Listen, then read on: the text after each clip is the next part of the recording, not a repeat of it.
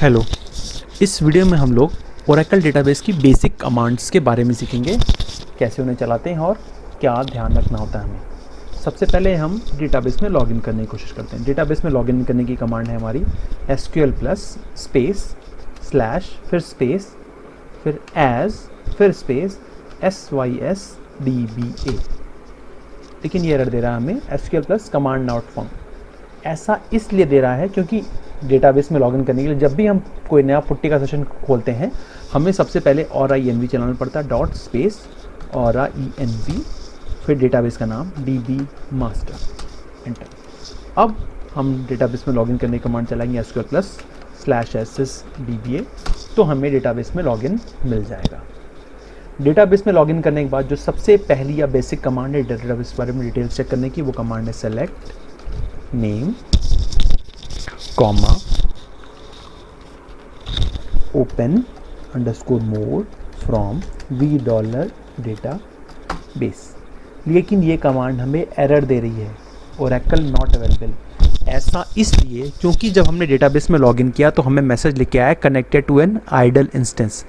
इसका ये मतलब है कि हमारा डेटाबेस अभी शट डाउन है। तो डेटाबेस पे काम करने के लिए, कुछ भी प्रोसेसेस करने के लिए हमें पहले डेटाबेस को स्टार्ट करना पड़ेगा। स्टार्ट करने के लिए हम कमांड चलाएंगे स्टार्टअप।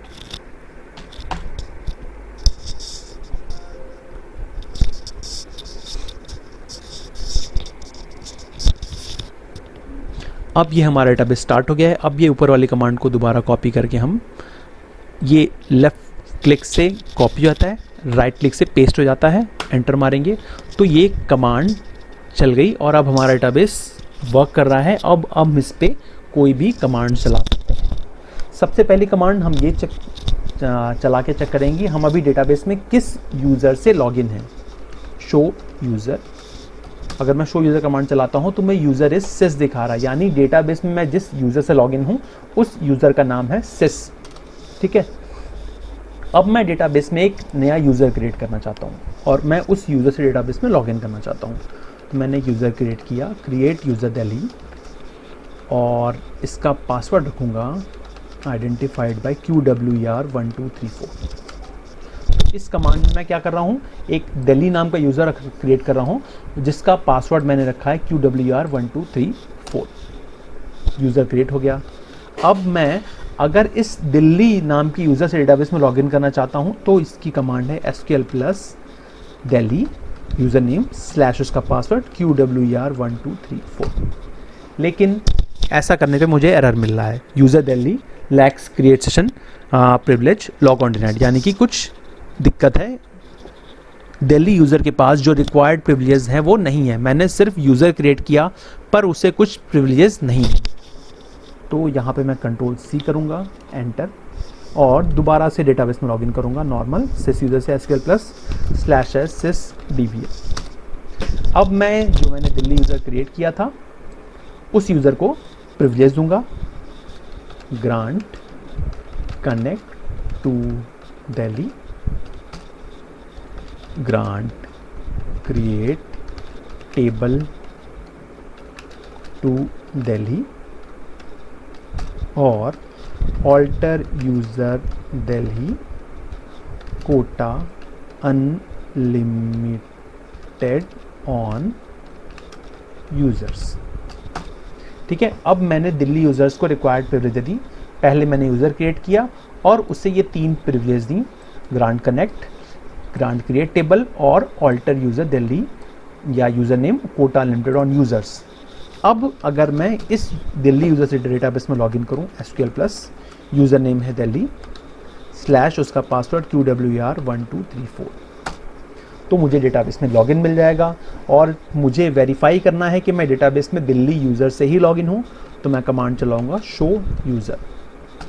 यहाँ पे मुझे यूज़र इज़ दिल्ली दिखा रहा है जो कि पहले यूज़र इज़ सिस था, क्योंकि मैंने SQL प्लस स्लैश SSDBA से लॉगिन किया था।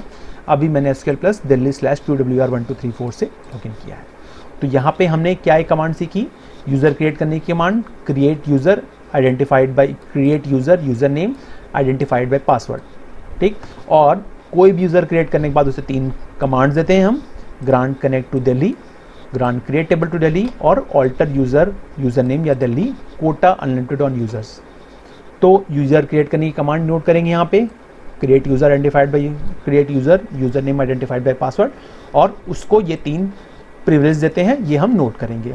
और उसके अलावा किसी दूसरे यूजर से अपार्ट फ्रॉम /SSDBA से डेटाबेस में लॉगिन करने की क्या कमांड है, SQL plus user name slash उसका पासवर्ड।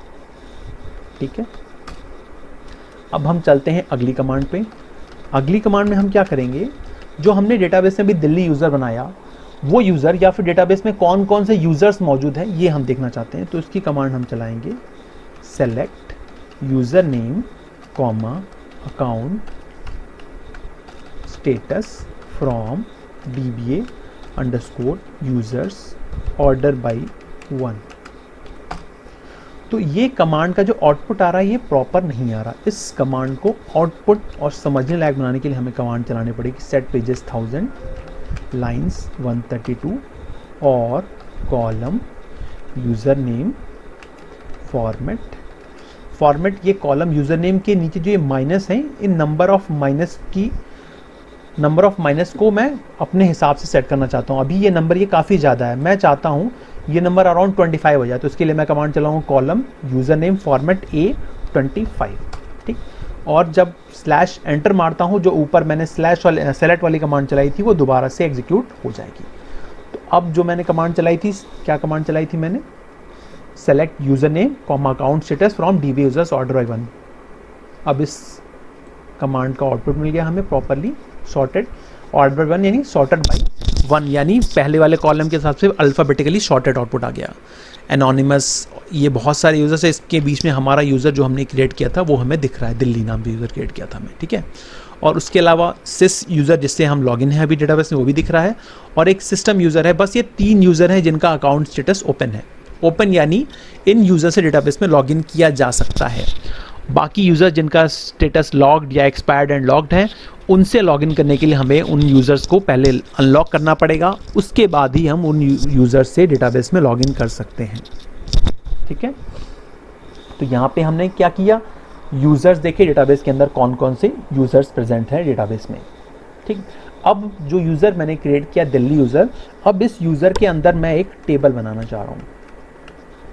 क्रिएट टेबल का ओनर पहले दूंगा Delhi dot family underscore data, family से डिटेल्स है वो इसमें, और कॉलम का नाम रखा मैंने नेम, मैं नेम दूंगा। नेम वेरिएबल कैरेक्टर का होता है तो वैर कैर, और नेम की लिमिट मैं मानता हूँ कि 15 कैरेक्टर्स होगी। फिर मैंने एज नाम का कॉलम रखा, और एज की जो एज होता है नंबर टाइप का, और नंबर मैक्सिमम कितना जाएगा, 100 से ऊपर जाता एज नहीं जाती, तो 3 लिमिट रखी नंबर कॉलम की विड्थ की। फिर एड्रेस रखा मैंने, एड्रेस भी वेरिएबल कैरेक्टर टाइप का होगा, और इसकी विड्थ रख दी मैंने 25। तो ऐसा करके मैंने एक टेबल क्रिएट कर दिया, दिल्ली डॉट फैमिली डेटा।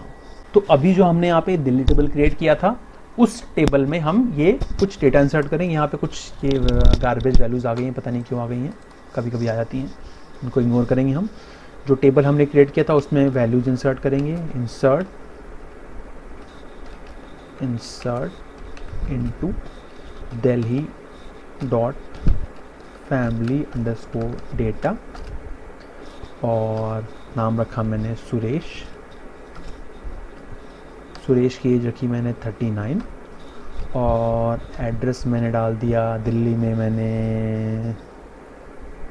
में कोई भी फेमस जगह मैंने डाल दी IGP मॉल।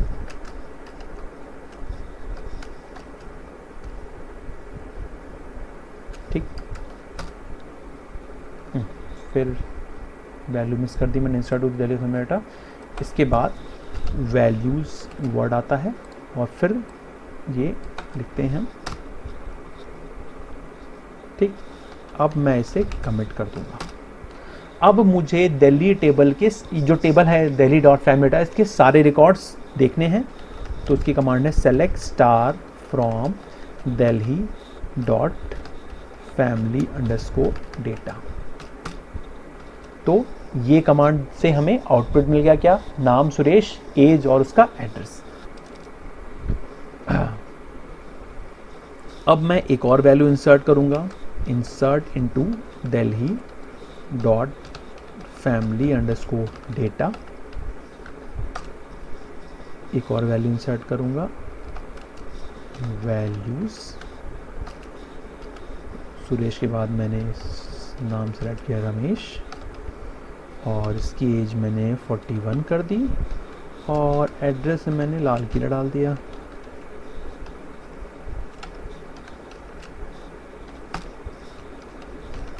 कमेंट कर दिया मैंने। अब मैं फिर से अगर इस दिल्ली डॉट फैमिली डेटा के सारे रिकॉर्ड्स देखना चाहूँ तो उसकी यही कमांड है, किसी भी टेबल के सारे रिकॉर्ड्स देखने की कमांड है, select star from owner dot table name. ये कमांड भी हम नोट कर लेंगे, select star from owner dot table name, किसी टेबल के सारे रिकॉर्ड्स देखने की कमांड। किसी टेबल को क्रिएट करने की कमांड, ये भी नोट करेंगे, create table owner dot table name, column का नाम, कॉलम टाइप, फिर अगले कॉलम का नाम, कॉलम का टाइप, थर्ड कॉलम या कॉलम का टाइम। इसमें कोई ज़रूरी नहीं है कि हम 3 कॉलम ही रखें, हम या तो 1 कॉलम, 2 कॉलम, 3 कॉलम, 4 कॉलम, जितने भी रिक्वायर्ड कॉलम्स हैं, नंबर ऑफ कॉलम्स हम रख सकते हैं। ठीक, फिर वैल्यूज़ इंसर्ट करने के लिए इंसर्ट इनटू फुल टेबल का नाम, ओनर डॉट टेबल नेम, फिर वैल्यूज़, और फिर ये कॉलम, जितने कॉलम्स हैं उसी के हिसाब से हमने पहले कॉलम में वेरिएबल कैरेक्टर रखा है तो वैरकैर सिंगल कोट्स में रहेगा, सेकंड नंबर रखा है तो ऐसे रहेगा, थर्ड फिर से वैरकैर है तो वो सिंगल कोट्स के अंदर ही रहेगा, तब भी हम वैल्यू को इंसर्ट कर पाएंगे। वैल्यू इंसर्ट करने के बाद फिर कमिट करेंगे, और सारे रिकॉर्ड्स को देखने की कमांड है, select star from Delhi dot family data. और अगर मैं सारे रिकॉर्ड्स की जगह सिर्फ और सिर्फ नंबर ऑफ रिकॉर्ड्स देना चाहता हूँ तो उसकी कमांड है, select count star from Delhi dot family data. तो किसी टेबल के सिर्फ नंबर ऑफ रिकॉर्ड्स को देखने की कमांड, ये भी नोट करेंगे हम लोग, select count star from owner dot table name. ठीक है, इस कमांड की मदद से हम किसी टेबल के सिर्फ और सिर्फ नंबर ऑफ रिकॉर्ड्स को देख सकते हैं। अब मुझे क्या करना है, मैं इस टेबल में एक रिकॉर्ड और इंसर्ट करूंगा, महेश नाम से। महेश की एज मैंने 41 रख दी, और एड्रेस मैंने कर दिया पुराना किला,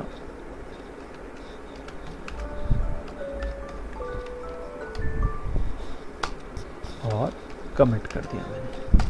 अब मैं इस टेबल के अगर सारे रिकॉर्ड देखना चाहता हूं तो वही सेम कमांड चलाऊंगा, तो मुझे 3 रिकॉर्ड्स आउटपुट में आ रहे हैं। नंबर ऑफ रिकॉर्ड्स देखना चाहता हूं तो सेलेक्ट काउंट स्टार चलाऊंगा और मुझे नंबर ऑफ रिकॉर्ड्स 3 दिख रहे हैं। लेकिन अगर मैं कुछ लिमिटेड नंबर ऑफ रिकॉर्ड्स या लिमिटेड नंबर ऑफ कॉलम देखना चाहूँ तो उसके लिए क्या जाना पड़ेगा, मैं सिर्फ नाम और एज देखना चाहता हूँ तो मुझे कमांड चलानी पड़ेगी, सेलेक्ट कौन सा कॉलम चाहिए, मुझे नेम वाला कॉलम चाहिए और एज वाला कॉलम चाहिए, फ्रॉम टेबल का नाम दिल्ली डॉट फैमिली डेटा। तो सिर्फ 2 कॉलम देखने थे मुझे, तो सिर्फ 2 कॉलम सेलेक्ट किए मैंने। सिर्फ अगर नेम और एड्रेस देखना चाहता हूँ तो भी मैं देख सकता हूँ, सेलेक्ट नेम और address from Delhi dot family data. Table में रिकॉर्ड सारे हैं पर मुझे सिर्फ और सिर्फ यही 2 कॉलम, पहले दूसरे या दूसरे तीसरे या पहले तीसरे कॉलम देखने हैं, तो उसकी कमांड ये है। अब मैं चाहता हूं कि सिर्फ कुछ सबसेट ऑफ रिकॉर्ड्स देखूं, यानी कुछ कंडीशन लगाना चाहता हूं, तो क्या किया मैंने, select star from Delhi dot family data, where मैंने कंडीशन लगाई एज इज इक्वल टू, मैंने कर दिया 41। मेरे 2 रिकॉर्ड्स की एज है 41, तो मुझे सिर्फ और सिर्फ वही रिकॉर्ड्स मिलेंगे जिन रिकॉर्ड्स में एज इक्वल टू 41 है। सिर्फ इन 2 रिकॉर्ड्स में एज इक्वल टू 41 है। अगर मैं एज इक्वल टू 41 की जगह एज इक्वल टू 39 करूं तो मुझे आउटपुट में सिर्फ और सिर्फ एक कॉलम मिलेगा, एक रो मिलेगी, कॉलम नहीं, एक रो। और अगर मुझे इस रो में जो ये आउटपुट आया है उसमें सारे कॉलम्स नहीं, मुझे सिर्फ 2 कॉलम चाहिए, तो select name comma age from Delhi dot family data where is equal to 41। तो मुझे सिर्फ और सिर्फ ये 2 कॉलम मिल जाएंगे, किस कंडीशन पे, जब एज 41 है। तो ये कंडीशनल आउटपुट है, कोई कंडीशन लगा के आउटपुट को हमने अपने हिसाब से मॉडिफाई कर लिया। ठीक है, तो यहां हमने अब तक क्या क्या देखा, टेबल क्रिएट करना देखा, टेबल के अंदर पहले हमने यूज़र क्रिएट करना देखा, फिर से ऊपर से रिवाइज करते हैं एक बार। सबसे पहले हमने यूज़र क्रिएट किया दिल्ली, उसको प्रिविलेज दी, 3 प्रिविलेज दी हमने। फिर दिल्ली यूज़र से लॉगिन करना सीखा हमने। फिर डेटाबेस के अंदर के सारे यूज़र्स को देखने सीखा हमने, देखने की कमांड नोट करी हमने। फिर हमने देखा